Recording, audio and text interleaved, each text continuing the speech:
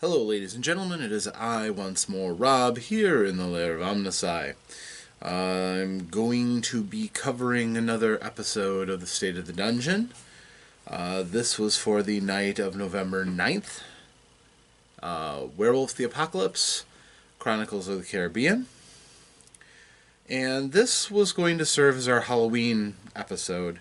We had not played the week before because of Gamehole Con. And the week prior to that, we were just not set up for the Halloween edition. So this was going to serve as much as I could for the Halloween episode. So it started off, the players knew that was kind of my intent, but they were trying to destroy the taint on the island of McColl that they were on that would hopefully free the McColl. And they had already seen that the balance of nature was severely off. They were clustered around the center of the island, an 8-foot tall mound of earth, black soil, almost oily, from which the black water that was tainting the island was flowing, and there were 2 McColl guards.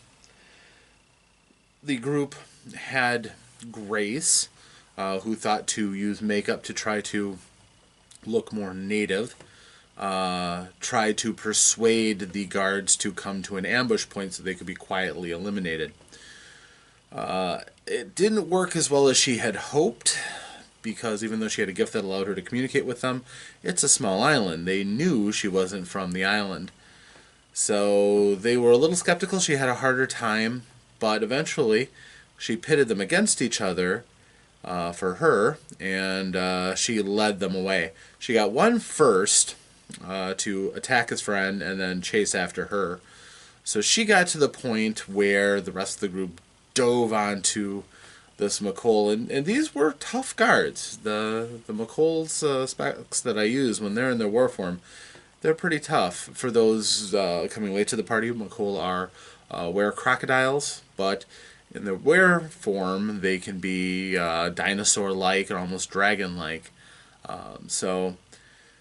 That is how a lot of the myths involving leftover dinosaurs, Loch Ness Monster, things like that, largely because of the McColl. So the party pounced on one, and a party of werewolves against one McColl, even, a tough one, if he was ready for them, it would have been a better fight, but he wasn't buffed up with his gifts. All he had was his basic armor charm and a couple other advantages. And he was just really big and tough. He was one of their war aspect guards. So the party pounced. He didn't go down immediately. The other guard came up, chasing after the first, and saw that he was also getting pounced. So the party jumped on him as well. They were pretty much silenced quite quickly. When you have a clave and a couple of angry runes, yeah, it goes fairly quick. The whole group was in attendance early on, so we did have Nathan and Aiden, Nikolai, Lee, the new Stargazer, Peter, and Grace. So yeah, the whole group first eliminated the first, and then they took out the second. There was some wrongness that went on in the fight. Basically, it got a little graphic. But they triumphed fairly quickly. And they were ready to go back and examine the mound of earth unmolested. And they ran their tests, and they thought, well, if we do our rite of cleansing, that'll probably take care of it. So they got around it, and I told them the rite of cleansing is a loud, obvious rite. It's not the kind of thing if you're hiding from an island full of McColl you want to do. It involves howling and scaring away these spirits. Well, they decided to try it. So they did the rite, and they did a great job. The rite was led by Nikolai the Thayer, as is appropriate. But several others in the group know the rite, so they were able to help. And those who didn't know it are moving closer towards learning it, so they did fine. The problem was that wasn't the source of the taint, it was just an outlet. So while they dented the taint that was coming out, it really didn't solve anything. What they needed was further beneath. So they did various things, but the the real crux that kind of drove them came as they were doing the right. Um, at one point, they all had this sixth sense roll to try to dodge an imminent attack, which Grace failed, and so did Lee. And black tendrils rose up from the ground, grabbed them, and dragged them under mid-right. The group decided to finish the right, which is how they found out that it helped but not much. And then they went around to trying to find their lost packmates. They could not dig through the morass of roots that were under where they were sucked under. So then they started looking at the mound a little closer. And at the same time, they also heard the McColl gathering, forming a large warband, getting ready to come in and destroy these Guru who had intruded. They hadn't found the bodies yet, but they knew there were Guru. They couldn't miss the howling. So the party had a real time crunch. Even if they had shown a great deal of concern for the lives of their packmates, somewhat more understandable for Lee, who's a meta stargazer they just recently met. His survival might not have been on their utmost of their concern, and if they were being callous, maybe the same for Grace. But they wanted to make sure they got the right in, and after they got the right in, then it was time to figure out, how to get in. And here's where the horror aspect started, because that was the last point that everything kind of was under their control. They tried what they, odds and ends, but nothing concrete, until finally Nikolai reached onto the earth to try to, figure out what's going on. And black worms, he failed to say a stamina roll. Black worms ripped out of the soil and started digging into his flesh and pulled him into the earth and just dragged him in. It wasn't fast, it was slow, and it looked horrible. The sensation of burrowing worms into the skin, even though he was Gru and he could heal that, it's still horrible. But he was dragged under into the earth where he kind of wanted to go. The others kind of hemmed and hawed a bit, but it was quite clear that the McColl were going to come and kill everybody who was still up there. There were far more than they could fight off. Easily 50 McColl. And no matter how good the Guru think they are at fighting, that's too much of an advantage, and the McColl aren't a slouch in a fight. So, the rest of the party did much of the same. The only thing was Nathan was in his Krynos form, and his stamina was able to drive the worms out before they could anchor into him and pull him in.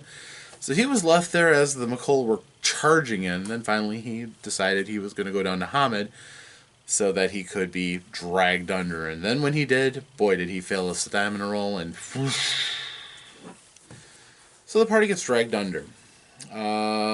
Grace and Lee were already down the shaft that they were eventually expelled out into, which left them in a partially submerged room. The room was completely black underground, with a very low ceiling, only about 4 feet, with the exception of the shaft that went up to the night soil that they got dropped into. The water itself was black. It was more of this tainted water. At this point, it wasn't seeping into them, but it was basically... It's very difficult to challenge Guru into thinking something outside of them is scary. The best way, in my experience, for if you want to make it a horror game for World of Darkness, you have to make it a personal horror game. The horror is what the monsters that you become. For the Guru, it's that frenzy that's always on them that can cause them to go and do some horrible things with the people they care about. For the vampires, it's losing control and, again, letting the beast reign. But when it's a combat or something externally, the players have a much harder time feeling vulnerable enough for that horror to have any real grip. They had already demonstrated a certain amount of callousness towards their own packmates. At that point, I was going to have Grace kind of be the pinnacle that draws them forward out of fear of her. She's clearly not a very good combatant. So she is more vulnerable than anybody else in the pack. I was going to kind of use her to draw the party. Well, again, they demonstrated early on that they really didn't value her to the point where they were, willing to make a lot of sacrifices. So I scrapped that right away and then made it that this black water was going to be a constant nemesis they were going to have to deal with. So the party found that with Aiden using his lambent flame to create light that they could see, they were able to find out that the room was disc-shaped and fairly large, but eventually they were able to find a corridor out. And again, we started to go with more horror elements. As they go down this hallway out of the room, first before they do that, they see the ghost of a girl. And again, I had elements of horror. This girl was a native who was someone who clearly they, was hoping they would want to rescue, they would care about even a little bit, and elements that I was going to build on. The night really didn't work towards that, and I'll explain that as we go. So they went into the hallway leading out of the submerged room and found themselves in a hallway that was very much like an ossuary. There are alcoves in the walls, and there were skulls placed in the walls and other remains. Very eerie, very creepy. Again, it's really hard to make players feel the creepiness of that. I went into details and such, but they pressed on. They had a job to do, and they're werewolves.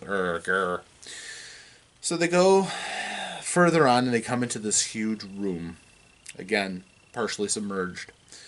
And this one is completely lined with alcoves full of skulls, just floor to top of the alcove with them coming out. Thousands of skulls all around. Some of them very ancient, some of them fresher.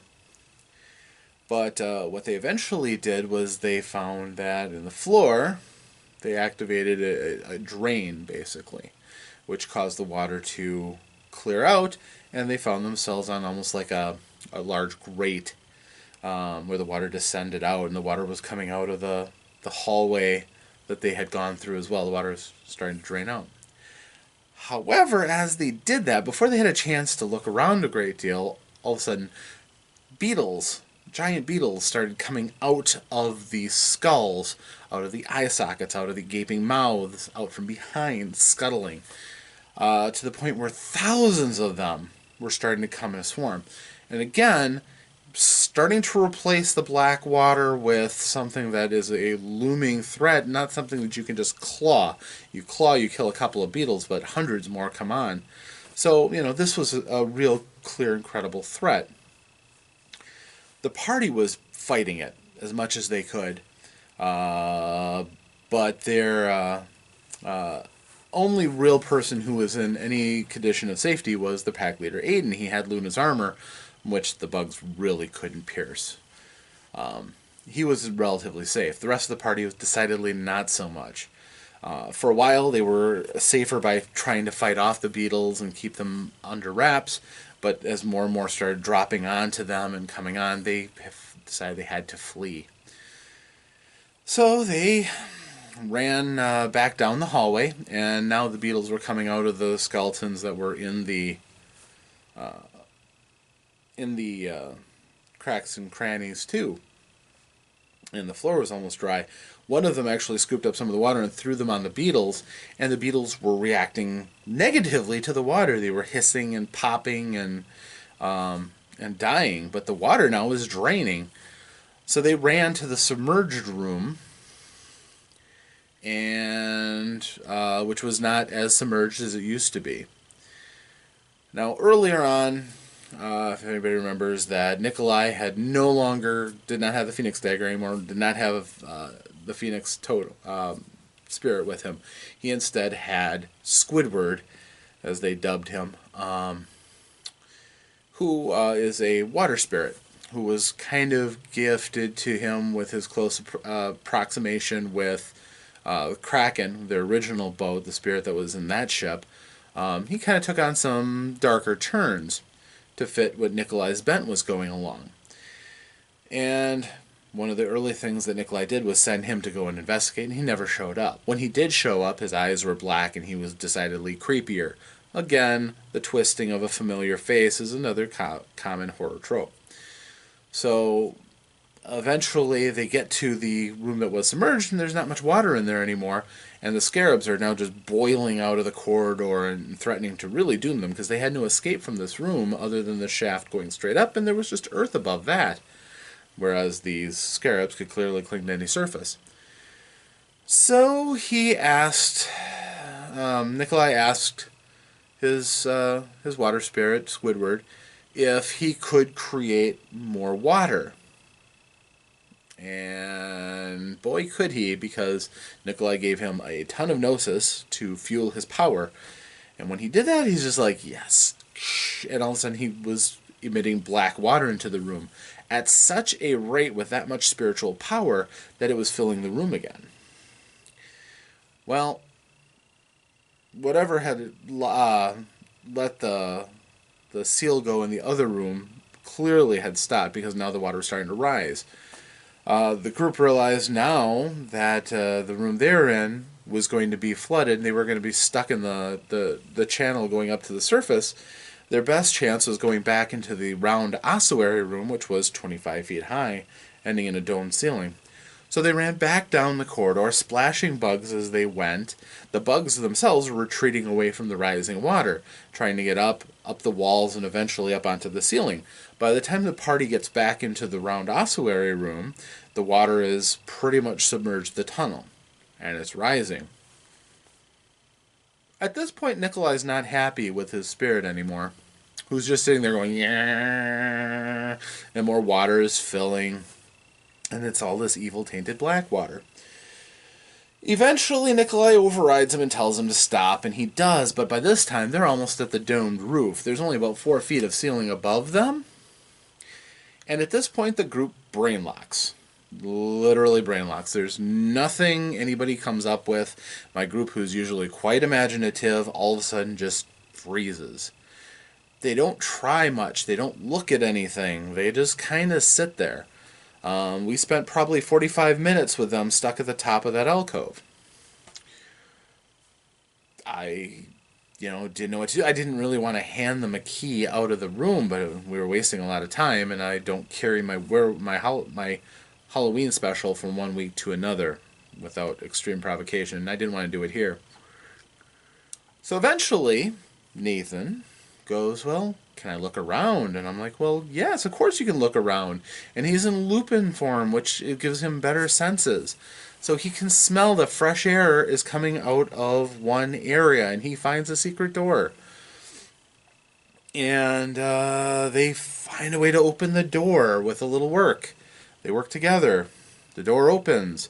The smaller ones start going in. Nikolai first, and then Grace. And then Squidward uses some kind of part of his gift is creating fluids, so he creates a slimy liquid on the corridor as it starts to slope down, which makes a very slippery chute. So eventually it becomes a one-way thing, and the group all slides down. At this point, Nikolai is very unhappy with Squidward. So the party takes turns going down, and they eventually end up in this hallway. Clearly very old work, stone, excavated, and there's this large fountain just issuing black water coming out of it. Upon closer examination, the fountain itself is carved with thousands of faces all twisted in torment.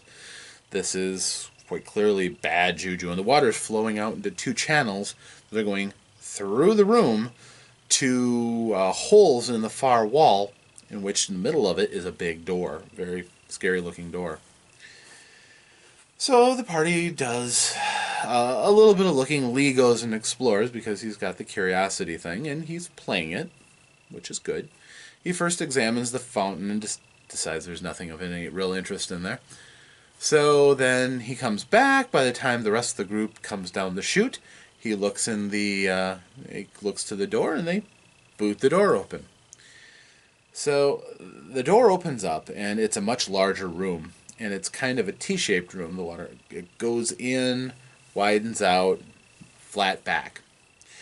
And there's a foot-wide channel of this black water running about a foot away from the wall all the way around the room.